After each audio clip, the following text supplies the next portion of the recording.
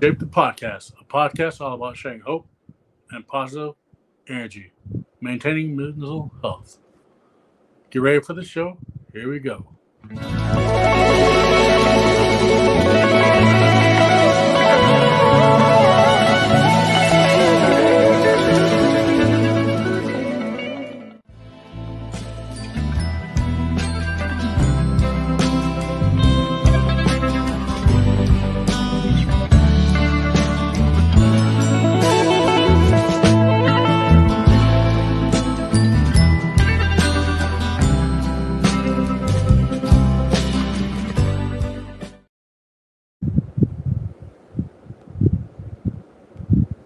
Oh, hey, what's up, everybody?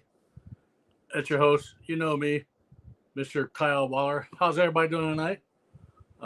Hope you've all had a great week. Actually, I hope you've all had a great 2 weeks because it's been 2 weeks since we have last talked to each other. Welcome to another awesome episode of Shape the Podcast. Tonight, my guest is Mr. Paul Kennedy. Um, of Mr. Paul Kennedy, the great aficionado, like the freestyle, you name it. He has a great beard, and he'll be on to share his story of recovery, not just from prostate cancer, but also addiction. So I have him coming on the show tonight to talk to you, my guest. But first of all, um, just like to give a big prayers out to those affected by the recent hurricanes, Hurricane Helena. Um, a lot of friends that I know were affected, not just in Eastern Tennessee, but also North Carolina, and some dear friends of the show in South Carolina, Aaron and Natalie Johnston. Um, they've had a rough couple of weeks due to the hurricane. Um, they're without power there for a while. Then now they have power, but their internet was off, and just some small stuff. Some trees knocked over in the yard. So our thoughts are with them, and our thoughts are with the communities that were affected um, by the recent hurricanes. So, man, without that, as you can tell, new location. All right, this is now the Shape the Podcast headquarters. Uh, I'm sitting in the office, aka storage room, aka uh, where I keep my hats, because I'm a man of many hats and bobbleheads, um, and some artwork, which I need to hang that up. This was done by Mr. Patrick Crowns White. I don't know if you guys know who Debbie White is, but her husband did this awesome drawing, and miss that man dearly every single day. But yeah, this is the new headquarters of Shape the Podcast. Decided to hang up the Shape the Podcast flag that Mr. Cajun Myers made me, and then of course right behind it, up on the wall, is my first place from the Great American Beard Mustache Championships that was held in Detroit, Michigan, um, which Paul was actually there, and I'm sure he'll talk about that. But enough ramblings. How about we bring on Paul and we just get the show started? Hey there. What's up, sir? How are you? How you doing? Oh man, Can you hear me okay? I can hear you great now. Yes. Okay, good. Yeah, I'm doing fantastic. Again, thank you for coming on the show. It's Oh, I appreciate being asked. you're I followed a little bit of your journey here and there with the Uh-huh. whole prostate thing. So All that fun stuff. yeah, and then getting to know you and your comedic antics. Because those of you who don't know, if none of you have ever met Paul in person, once you meet him in person, he's totally he's crazy. He's a hoot, and he might look big on camera. Here we but, go. but he's Small only in this stature. he's only this tall. He's small in stature. Okay, but I thank you. I thank you for coming on when I asked you to come on. You know, Yeah, I was gonna do it a while back, uh, but I just didn't. So I greatly appreciate you coming on tonight. That's great. when you So say that, I almost every time I'm about to go to a competition, I almost feel like posting. I'm gonna be shorter than you're expecting. You don't need to yes. tell me. Yeah, but you're Because I always get somebody that comes up to me and goes, "You're a lot smaller than I was expecting you to be." yeah, but your partner, your husband, isn't really much taller than you. Oh, he's 6'1". Yeah, But it doesn't. You know, I mean, I don't know. Sending me being almost 6 foot. yeah. I don't see the difference. He's 6'1". I'm 5'4".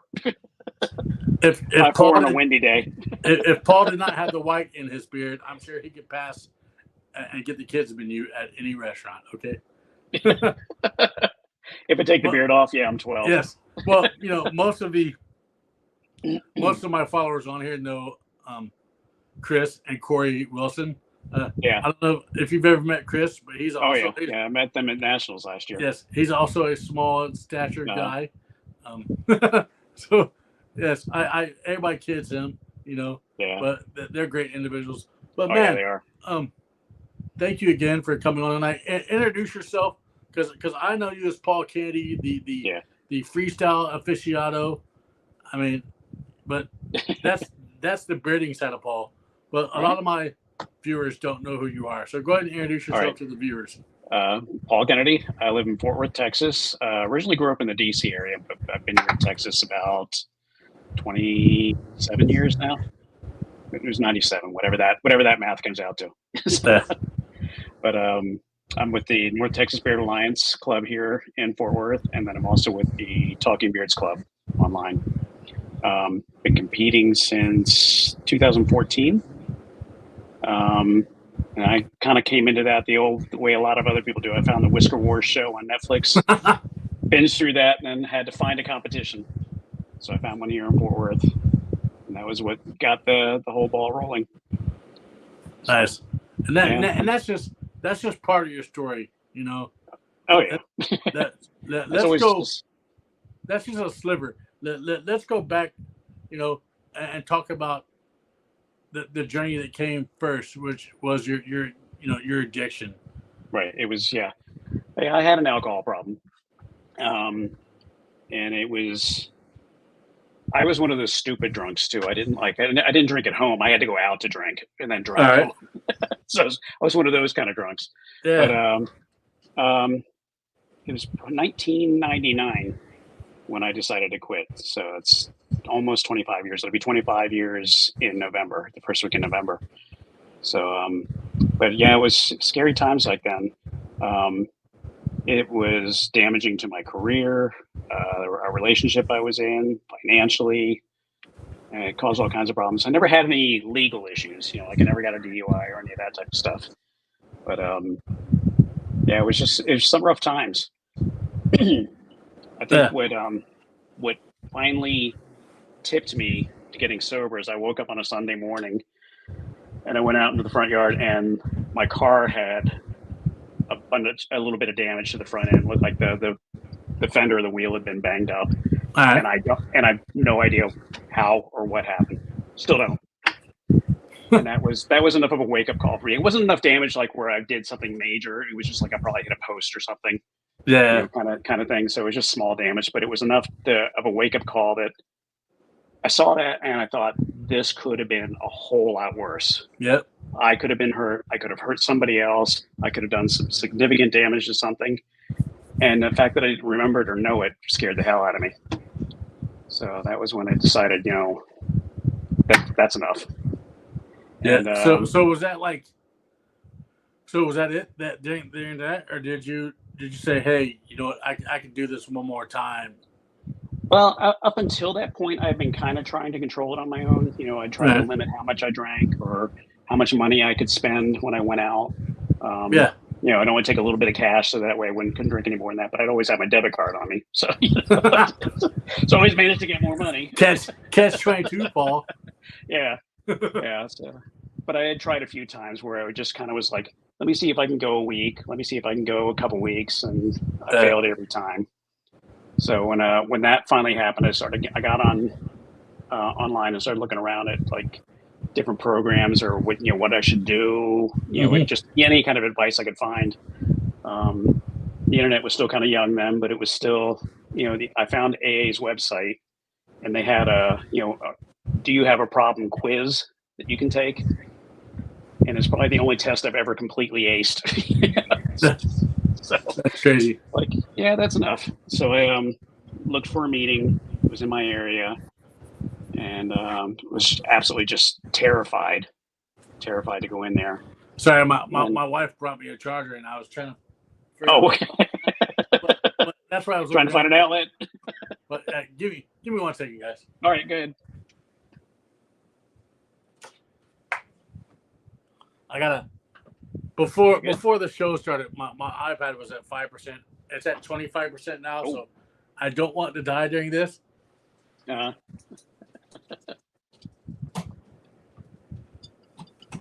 Yep. Oh, really? Oh, take one with another. Yep. And of course, I lost my ring light during that process because Plug it back in? it won't. The charger's too big. Hold up.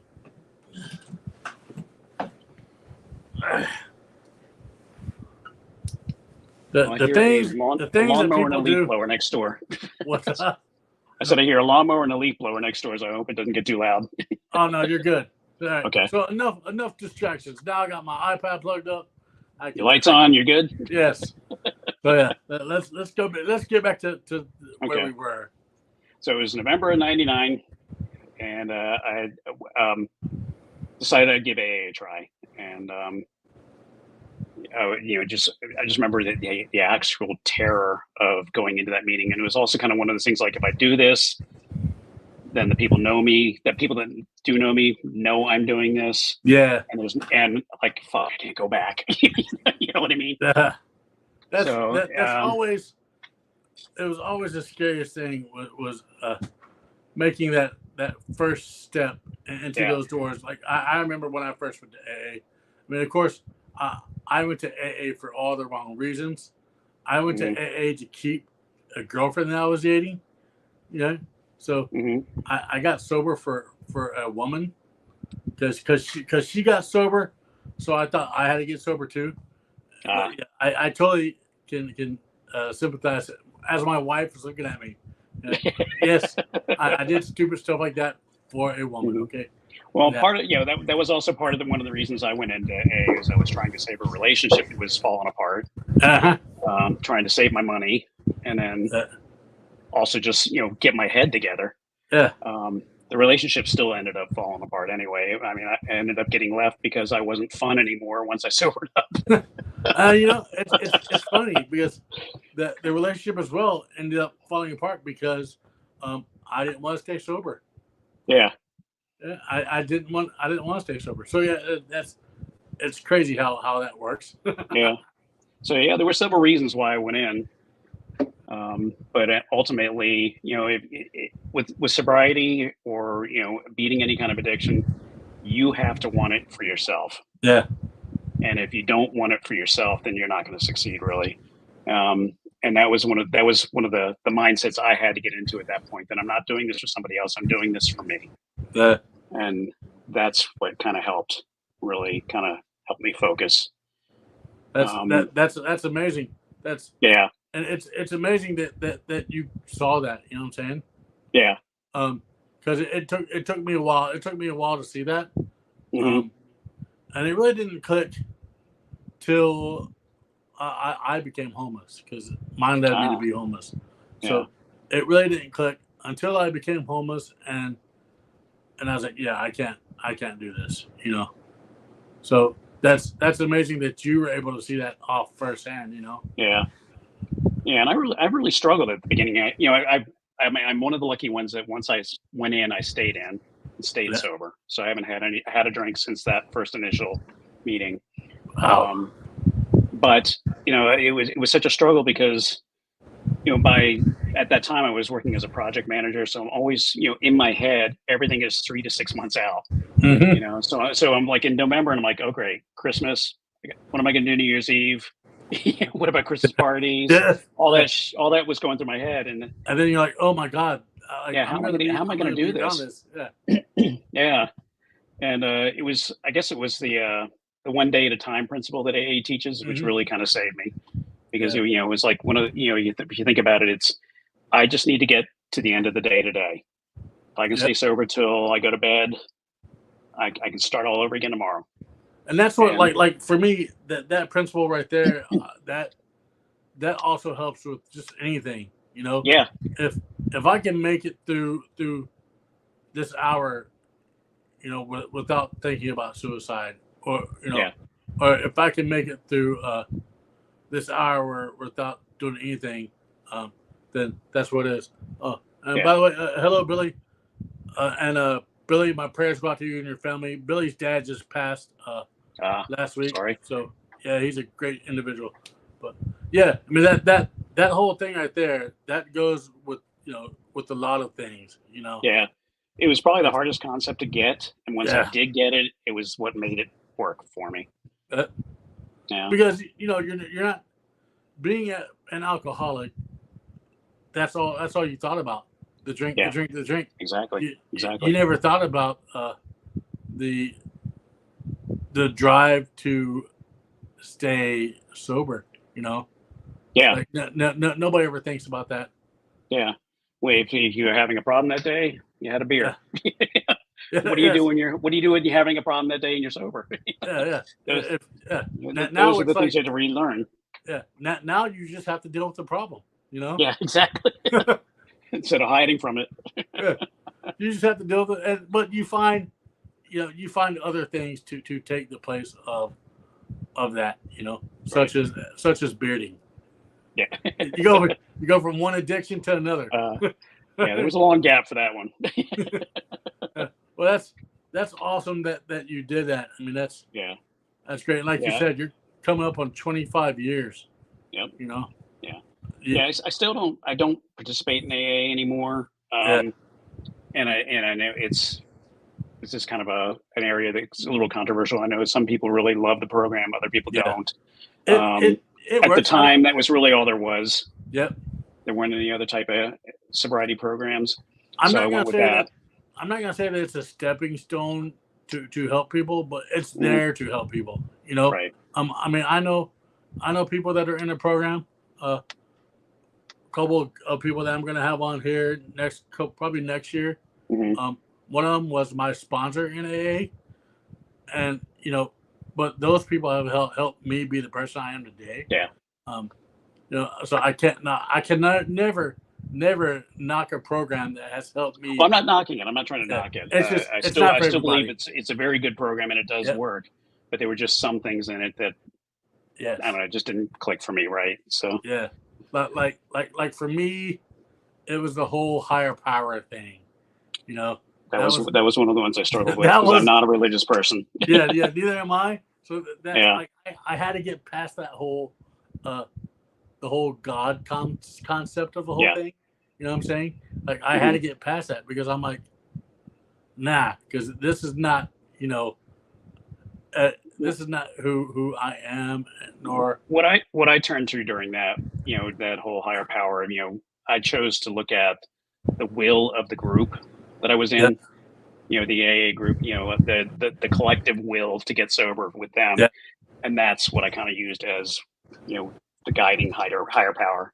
I mean, they say that's what that's what you do. Yeah. You can look at the doorknob and think that doorknob is a higher power. I mean that's one thing that they said to us. It's like, hey, you look at that doorknob. If that doorknob keeps you sober, that doorknob keeps you sober. Yeah. But I totally agree with you. It's got its ups and its downs, and for anybody out there who's struggling, give it a try. Yes, absolutely. I'm not trying to knock it or talk anybody out of it at all. Give any type of self help. I'm a big thing on counseling. This is my what I do this on every Friday night. This is my counseling session.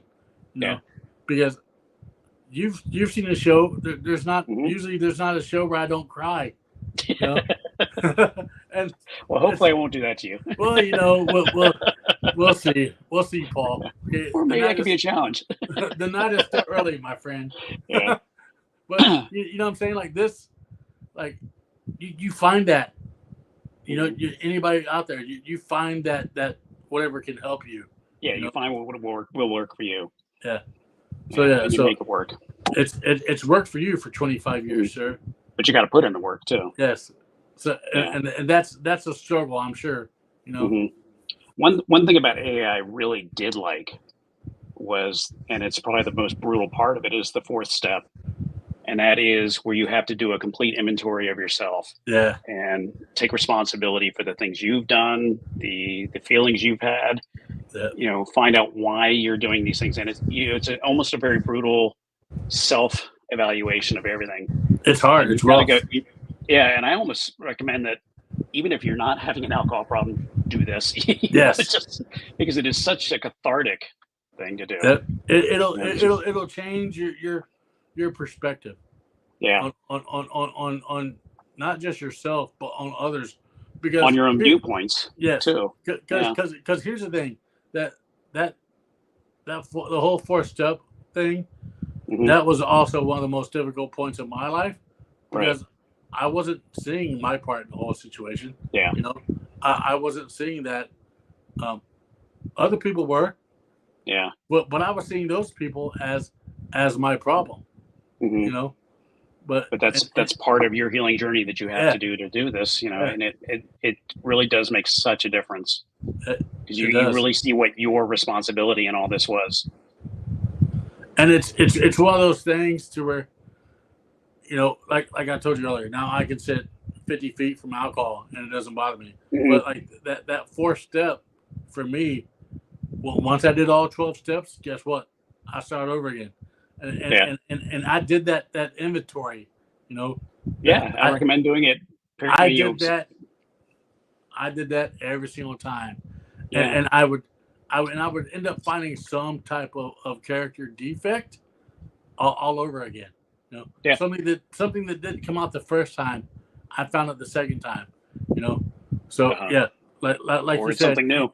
Yeah, and anything in life, I think people should absolutely do that. I recommend doing it periodically, even when like life just gets stressful. Just kind of take a look at that and see what can I do to fix this or change this, or what's my part of it. Yes, it's the whole serenity prayer. Grant me the serenity to accept the things I cannot change, the courage to change the things I can, and the wisdom to know the difference. Exactly. That's what we. I shouldn't say we.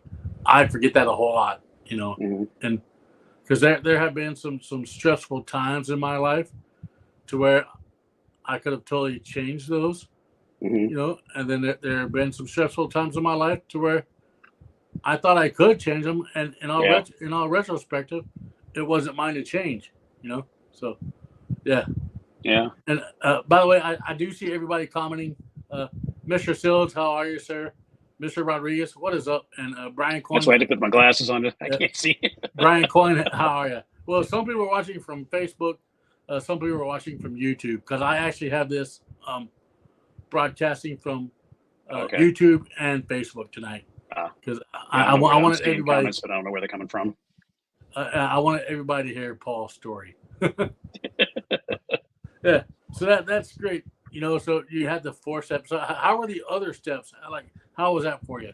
Like 5. The others weren't too. Each one had a different. I don't know, a different process. But I think that was probably the hardest one to do. And then the 5th step is you take what you learned about yourself in the 4th step, and you tell your sponsor or somebody else that's in a guidance level person to you, like a therapist or whatever, and you have to confess all this. It's almost like going to confession again. I grew up Catholic, so it felt just like that confession all over again. Yeah, and that's tough.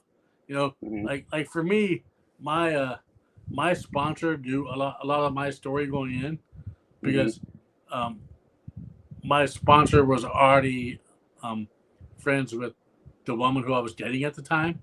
Yeah, because she'd been a prior to me getting in there, so he already knew her. and he kind of knew some of my character defects and things of that nature. But that was really interesting to open up to somebody about those, Yeah. And of course, mine were all written down, so it's not like I could hide anything. Everything was right there. Yeah, you got to write it all down, so you got it all in front of you. And he always knew, if I was like something was missing. Like, I don't know if he could tell, but you know what I'm saying? Like, that's the sponsor's job. Yeah, like he always knew. He's like, all right, okay, and what else? I'm like, what do you mean, what else? Like, he always knew. Yeah, and that's, I tell you, it's crazy.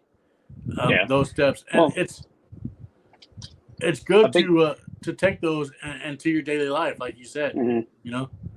Well, also a big part of the program is giving back. What the sponsor does. Where they help guide you through it because they've been through it ahead of you. And I did work with a couple people myself, on the sponsor level, and it's almost as hard on that side to see what they're going through as it was, with what you went through. Yeah, and trying to understand and be compassionate about it, or guide them a little better. Yeah, because you don't want to act like you're better than them, right? And no, and you don't. Because you're the same as them. Yeah, it's all on one same level playing field then. Right. I mean, we all have our different stories and we all have our different ways of getting sober, but once we decide to get sober, we're on the same level playing field as anybody else. Like the one of their catchphrases, we're all one day away from a drink. Yeah. Oh, one day, more like 1 second.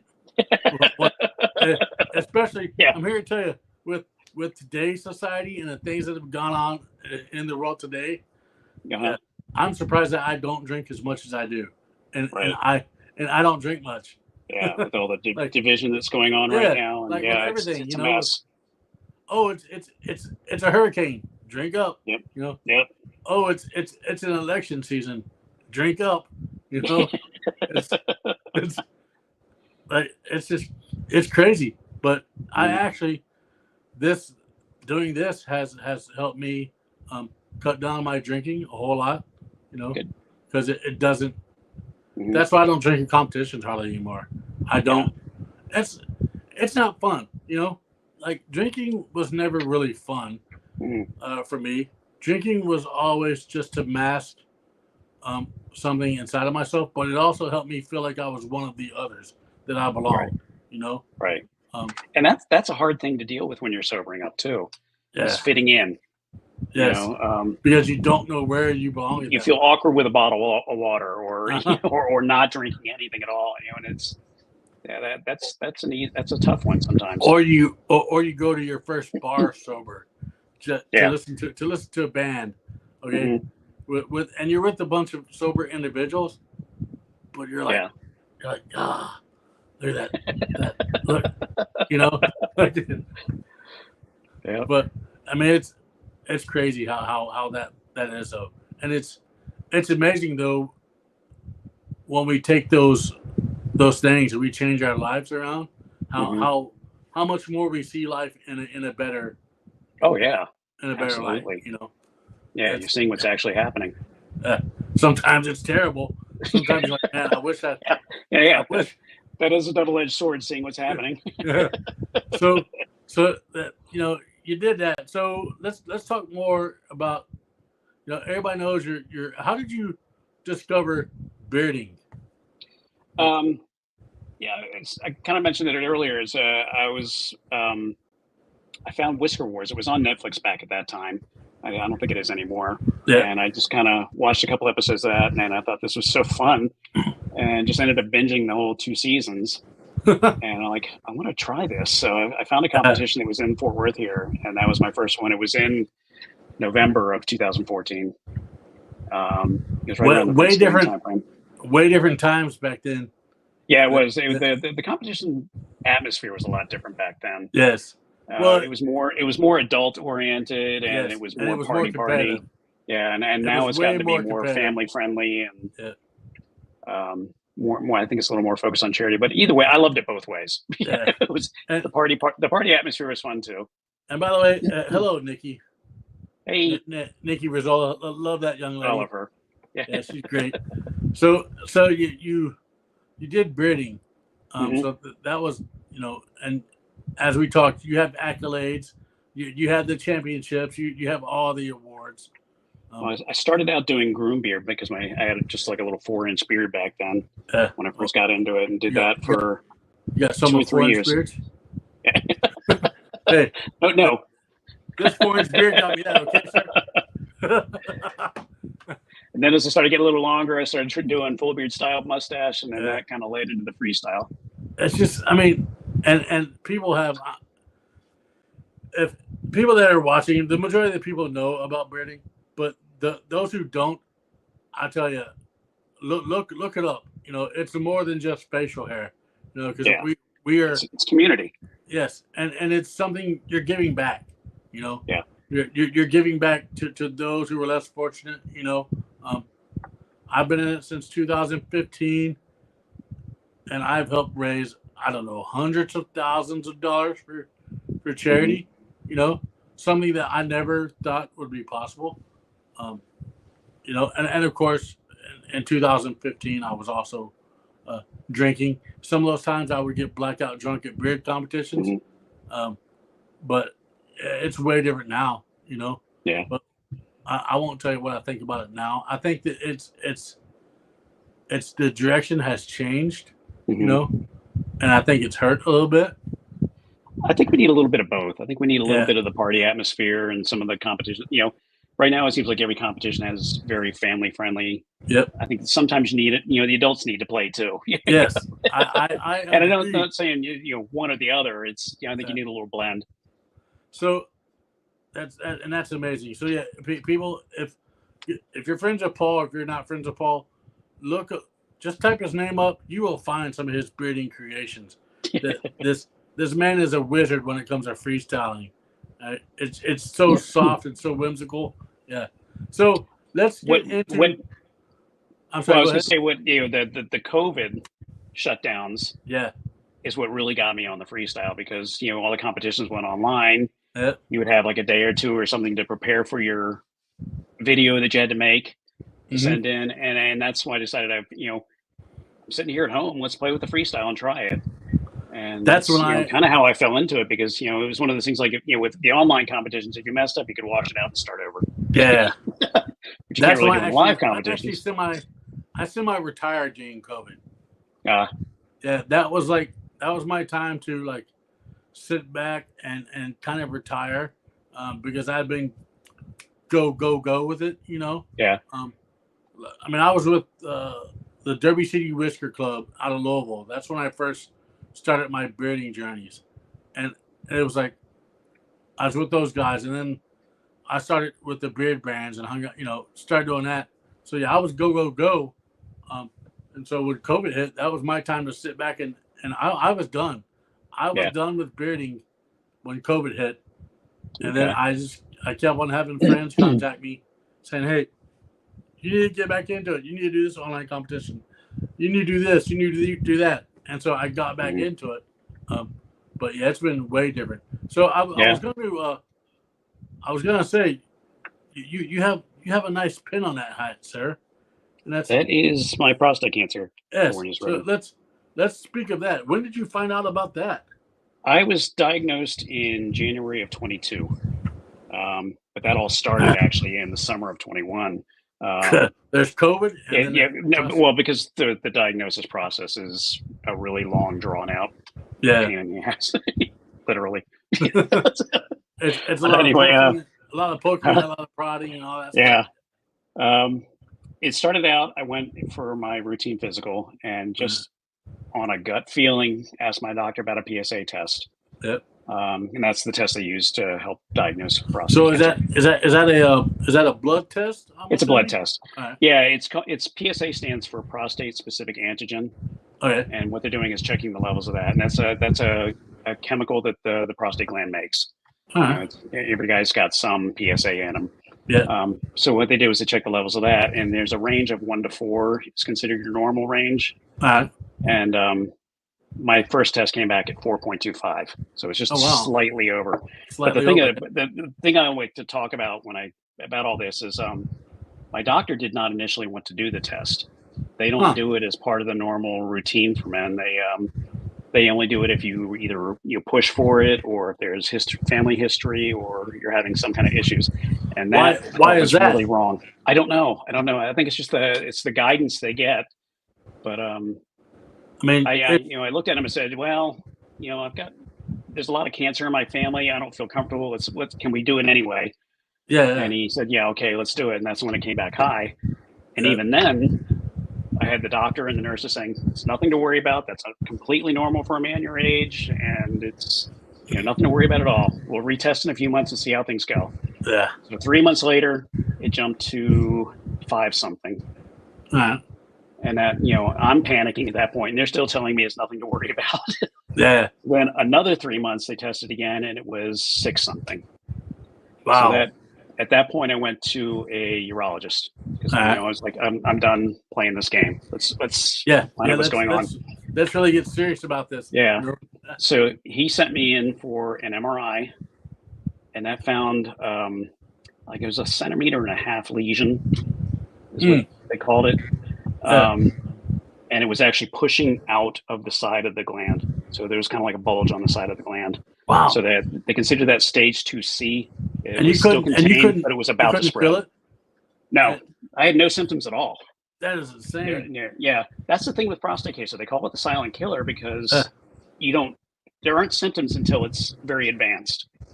Yeah. So I guess it was just a gut feeling that I asked for the test. It's a very important thing that we as men, get that self checked.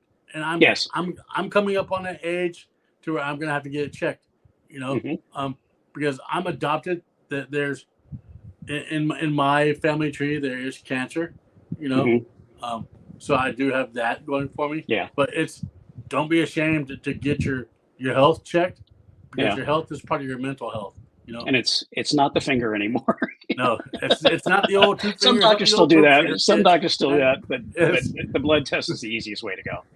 It's probably better. It probably tells you a whole lot more than just wiggle. Yeah, and the thing with the finger is, without getting too graphic, is they're only feeling one side of the gland. Yep, they're not feeling both. So if the cancer's on the other side, they're not going to be able to detect that there. So that had to weigh pretty heavy on your mental stability. Oh my God, yes. And not just that, but you're sober. That would make me want to drink. Yeah. No shit. I'm like, bro, look. I can start over again tomorrow. Okay. No, don't do that, guys. Do not do that. At that point, it was 23 years in. I'm like, I'm not going to mess that up for this. Yeah. I'm not giving anything else that much power over me. Yeah. But still, it was finding it. Well, first off, I got said I went for the MRI and I found the lesion. Yeah. They sent this is the technology age. The report goes into your MyChart, so you get to see it. And I saw it on like a Friday, and didn't get to talk to the doctor until like the following week. Oh so man, the weekend of hell. They are trying to figure out what's going on because it said cancer highly probable. And you're sitting there trying to read into it. You're like, yeah, okay. Well, what does this mean? Am I dying this year? It's terrifying. 50, 60, 70? Like, what's my percentage? Yeah. That had to be very scary. Yeah. So from there, they sent me for a biopsy, and that each of these steps was about a month in between each thing, because that's, it's an American medical system. So it took another 4 weeks before I could get in for the biopsy. And the biopsy, they took 14 samples, and it's kind of brutal how they get it. I don't want to go into too much detail on that, but I mean, they took 14 cores. It's like, like a cherry pitter, yeah, but smaller. And it detected cancer in about 2/3 of the gland. So it wasn't just that one lesion; it was all over the gland. That is insane. That's crazy. Yeah. So that's. So they took the whole gland then? No, I did not do surgery. I went with radiation instead. So how was that? How was radiation for you? It wasn't too bad. It's a fairly new technique. It's called SBRT, and it's high dose radiation, but you only do 5 sessions. So it's twice a week for 2.5 weeks. Wow, That's and it. that's it. That's it. But well, it's it unless it doesn't take, and then you just have next steps. yeah, there's other follow up treatments that they call it salvage radiation or different chemical treatments too. They don't usually do surgery after radiation because the radiation does so much damage to the gland that it's harder to remove. They can still do it, but it's harder. Yeah. I went with radiation just because of where the cancer was in the gland. It was in the anatomy. It was down on the base of the prostate gland, which is right against the bladder sphincter. So if they had done surgery and done any damage there, it would have been high. I was a high risk for being incontinent afterwards. Yeah. Wow, man. I didn't want to go through that. And nobody wants to go through that. Yeah, so that's why I opted for the radiation. David, your partner didn't want you to go through that either, because then he would have to go through it. He left that up to me. Whatever I decided, he was backing me on. He didn't try to influence me one way or the other. But still, that has to.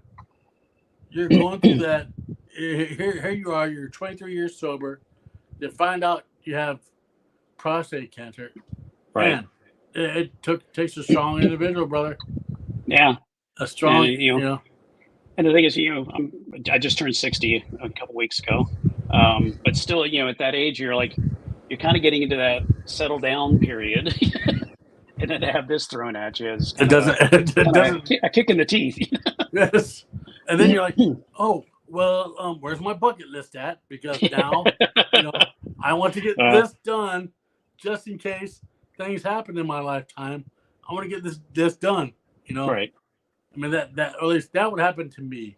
The bucket list would just come out automatically, and I would just start, taking one after another. I got there, but it didn't get there at first. I went through a really, really deep depression through all this. I was a basket case. I was an absolute mess. Just crying all the time, depressed all the time. I ended up getting put on antidepressants, seeing a counselor, and just kind of having to work through it all. And it took several months to get through all that, and then I got to where you're talking now, where it's like, okay, I've just had a brush with death. Yeah. What do I want to do with the rest of my life now? So that was when we booked the trip to Germany for the world competition. It was like, I want to see Europe. So we, jumped on that and made that happen. And that's kind of how I've been looking at things now, is like, it does kind of change your perspective when you go through something like that, because now I'm looking at I need to do this. I need to do this. I want to do this while I can, I don't know if this is going to come back. Yeah. It makes you realize that how short life really is, Yeah. Especially, I mean, we know with what has transpired, with the hurricanes here, life is short, and don't, I'm going to say this to everybody, don't live life thinking about what you can do tomorrow, because tomorrow might not get here. If you can do that today, live life in the moment, Yeah. And I think that's what, you saw. I mean, hundreds of people have lost everything they have, and I mean, families have died because of this hurricane, and I think sometimes life gets in the way of us really seeing how precious life is, if that makes sense. When we were getting ready to go to Worlds, I was talking to my dad about this. I was like, it's kind of expensive. Not sure if we can afford this to swing us. And my dad has always been one of these lifelong practical people. It's like, you have to pay your bills. You have to do this. Everything is regimented with him. And he looked at me and said, do it now while you can. Yeah. Don't worry about the money. The money you can get later. Yeah. You can't get the lifetime back. Well, you can't. And I was shocked that was coming from my father. Yeah. But he was right. He was absolutely right. I mean, I wish myself that, well, especially in my drinking years, if I could get those years back, I would. But then again, those years made me who I am now. Yeah. But don't put off. if you know you can do something, don't put it off. You know, do Right. it. Enjoy life. Yes, And exactly. don't Live your life while you can, while yeah, you have the time. and don't live it in No. fear. You Right. know, like don't Yeah. don't be one of those that watches the mainstream media all day long Right. and have the media feeding you fear, Mhm. because that's all it is fear. You know, Right. like so. You How make the long have you memories. been? Yes. So how long have you been cancer free? Well, what they did was after I had the radiation treatments, they started testing my PSA again every 3 months after that, Uh, and we wanted was a steady decline in the PSA because of the radiation doesn't work all at once. yeah, It it basically takes time. makes it takes it makes the gland inhospitable for the cancer, so it Hmm. can't grow, and it just Yeah. slowly dies off. So it took him almost 3 years to get down to, or 2.5 years to get to where my base level is now, and that was in August when I hit All my right. lowest point. And that's when they told me that we can consider you cancer free now because it was my PSA was under 1. It had been steadily dropping, and there's no sign of active cancer at this point. Now they told me just because we say you're cancer free now doesn't mean you're cancer free forever. It's Yeah. there's a big Yeah. chance it could come back. It's like remission. Yeah. Yeah. It's So that was part of my thinking, like live life now, because if it comes back, treatments are going to get rougher. yeah. Because And I may you're not getting have the older. time. Yeah. Yeah. Yeah. You're getting older and your body might take it differently than. Yeah. And like I said, when it comes back, it's usually more advanced, and that's when the treatments get to be harder on the person, on the body itself. Yeah. So But man, that's got to be. I don't know. And of course, you're a strong individual, so I know that you're not letting it bother you today. Mhm. And because why? If it happens while it was all going on, I was not a strong person. Oh no, I bet no. I bet I was a complete basket case. You were. When I tried, I was doing TikTok videos telling my story, and I tried to stay positive and be an advocate for what it is, but at the same time, I was absolutely terrified and just devastated. Yeah. And it was It's hard to put on that brave face all the time. Yeah, it's hard to do that, because I have some people know I have a son, and my son's mom had cancer, and it was hard during for me to put on that brave face for my son. Yeah. During her cancer battles. It was a very hard thing to do, and so I can't imagine, dealing with, what you dealt with. Yeah, putting on that face. That family history is why I pushed for that test, because almost every person in my family has had some form of cancer. I lost my mother to lung cancer. My father had colon cancer, and had stomach cancer. Another one with a brain tumor. So every person has had cancer, but we don't have any repeats. We each got our own individual one. And right now, I've got a brother who's fighting kidney cancer. It's the Kennedy curse. Yeah, I mean, and that's crazy. Everybody's had their own, each individual thing of cancer. Yeah, my brother's fighting kidney cancer right now, and he's in stage 4, so he's not doing real well. And we've had friends of the show dealt with kidney disease and stuff like that. So right, health is important. Yes, it is. Get your. I hate going to the doctors just like the next person, but I know here in 5 years I'm gonna have to go get that physical, go get that checkup.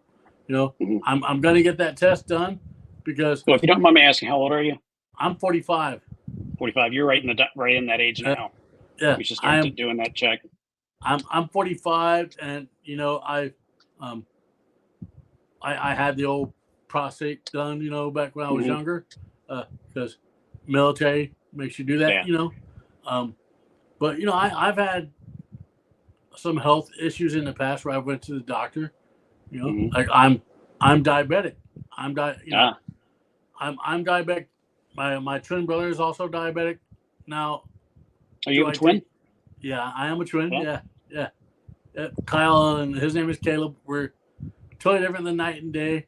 Are you identical? No, we are fraternal. Yeah. Okay. Yeah. But yeah, we both are diabetic. So, Yeah. and I don't take care of it like I should. That runs in my family too. I don't take care of it, you know. And it's not that I don't want to. It's just I don't want to, you know. It's because it's just one of those things. You know, I don't like getting shots. I don't like taking meds. I don't like doing any Oh, I of hate that. taking medicine. I hate taking pills. Yeah. And I'm married to a nurse. Yeah. Nope. My wife is a nurse, and Uh-huh. so she is though driving for. Oh well, you need to get this taken care of. You need to do that. You need to do all this. But I'm stubborn, you know, especially when it comes to health. And I think we're all stubborn because we're all afraid, you know. Yeah, exactly. Yeah. But I mean, I know that I need to get taken care of, you know, because yeah. But that's why I just drink diet sodas now. It's sodas with sugar, you know. Just as bad for you. I mean, just as bad, you know. I love carbs. I love fried food. Terrible for you, you know. But that's just the way that this generation is. It's like you see all that. Hell, you can't afford to eat healthy. Right. Yeah, it's more expensive to eat healthy. Yeah, it's crazy. So, are you? Last year, you actually held a beard competition to donate money to. Yeah, we did that last year. Yeah. Are you going to be doing that this year? I don't know. I haven't talked to them yet. They was actually I've been doing some volunteer work for Zero, which is a prostate cancer organization. They approached me about doing that competition last year. I helping them with that. I remember when that happened because your beard was blue at one particular. Yeah, that's just a paint on stuff that washes right out. Well, I think if you do it, let me know. Okay. I'll be glad to I don't know if we will or not. They haven't talked about it this year, and I don't know. It was so much work. I haven't volunteered to do it either. It's a lot of work. It was a whole lot of work. It was a lot more work than I expected it to be. Event. Yeah. Yeah. It was kind of those, can you help us do this? And then everybody else disappeared. So I pretty much ran it by myself. Yeah. You know, it's amazing how that happens. Yeah. So man, what a crazy story. You know, and here you are, you're living life and enjoying life, you know? Yeah. Like you exuberate like everything that one person should, you know. Like thank you. I would have I don't know if I would have liked the Paul who was drinking in his heyday. You know? I was a fun drunk. or I may have, you know. I mean, you might have been one of those drunks I may have gotten a fight with at the bar. Yeah, no, I was not a fighter. I was 5'4". You don't challenge too many fighters. I was a fun drunk, but I do remember I was at the bar one night, and this guy had been annoying the crap out of me, and I knocked his ass out.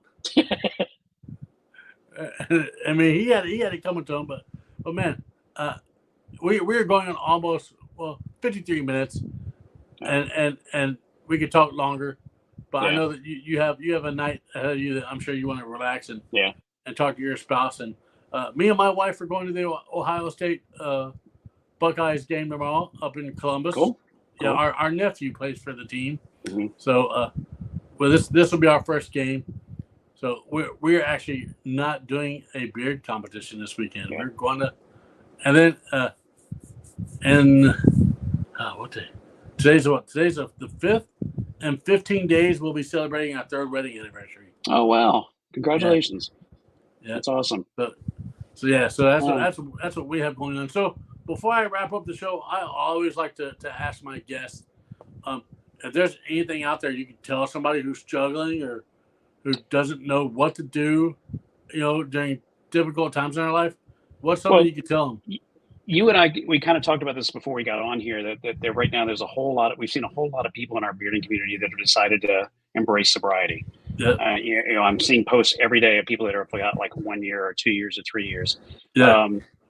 If you're struggling, reach out. There's enough people out there that will jump and help, especially in the community. You know how how helpful this community can be. So if you're struggling with it, let somebody know and they will help you. Yeah. The other thing is, getting to the cancer part. Take charge of your health. Yeah. Don't wait for your doctors to tell you what you need. You tell them what you want. Yes. And that's like with the test. And then the third thing is, live your life while you can live your life. Yep. So those are my 3 big points there. But yeah, with early sobriety, reach out, talk to somebody, get some help. You can do it on your own, but it's a lot easier if you've got other people helping you. Yeah. And don't be afraid of help. Whether it's AA or rehab or some of the other programs that are out there, they can all get you in the right direction. It's all scary, but Yeah. but if you take the steps that you need to in life to make yourself a better person, then you'll make yourself a better person. But also remember this: the healing isn't linear. That is so true. There is always going to be those ups and downs in life. Once you start healing, healing is a process. I can tell you right now, this podcast is a healing thing for me. I wanted to say I really appreciate what you do. It's good work, and it's helpful to a lot of other people. Even just talking about some of the mundane things in life can help somebody else. Yeah, that's right. What they're dealing with, and it's great that you're doing this. And it's for me, it's great to hear other people's stories of resilience and overcoming. Yeah. And it's great to hear people who are still dealing with stuff like my guest 2 weeks ago, Jason and his daughter. She is still actively dealing with mental health, and she's had some incidences here lately, but it's great to be able to have this platform to let people come on and tell their stories, because I'm just one person, right. But if I can, me doing this podcast is that one candle that lights a fire to help somebody else out, Yeah. And that makes the changes that they need to make, then that's all that I'm here for, Yeah. But I can tell you that right now, Kyle back in 2017 would not be doing this. Yeah. Kyle back in 5 years ago would not be doing this. Like the Paul in '99, he was always looking for the next drink. Yeah. I would not be sitting here at 9:00 on a Friday night, doing a podcast. But it's because I took the steps that I need to be the better person. And it's good you did. Never stop growing. Never. Well, I appreciate you, brother. I'm gonna kick you to the back and wrap up the show. But I'll be with you. Looks like you made it through the whole hour without crying. I did. This is like the first show in like forever that I've made it through the whole. Sorry, guys, no tears tonight. I apologize. If you want to watch tears, go back 2 weeks ago. Right. You'll see tears. But hey, Paul, thanks. I'm gonna kick you to the back. Thank you for having me on. I appreciate it. Yeah. What a great episode with Paul. Man, just terrific. So yeah, like Paul said, if you're struggling with anything, please reach out. Reach out to me. Reach out to anybody, whoever it is. Or if you want to be a guest on the show, you want to come on and you want to share your story, no matter if you think it's big or you think it's not big, come on, come share your story. So in 2 weeks, there will not be an episode, unfortunately. Me and my wife, along with my in-laws, we will be down in Savannah, Georgia. That also happens to be the weekend of me and my wife's 3rd year anniversary of marriage. But don't worry, I will return. All right, it'll be November 6th. I'll be back. All right, so you have a month to prepare for my next podcast. But my guest that day will be Jeff Harmon, and he'll be coming on and sharing his story. But man, thank you again for everybody for tuning in. all of you tonight. Tonight was great. I appreciate it. Again, reach out, to those. If you're hurting, you want to talk, reach out. And as my hat says, have a nice day. See you in a month.